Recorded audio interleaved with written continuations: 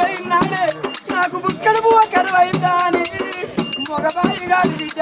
గుంట చేత పట్టి అన్నం వేసుకోడు నీ మామ పైన బిడ్డ నా బాకి చేరినది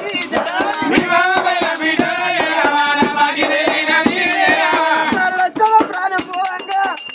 అరే తోడు పొరడాడే రక్తం పొరడాడే కరాక ఎల్లని లావి కట్టింది ఓ చెల్లే ఆగవా ఓ చెల్లే వెంకటమ్మ మిమ్మల్ని నోట్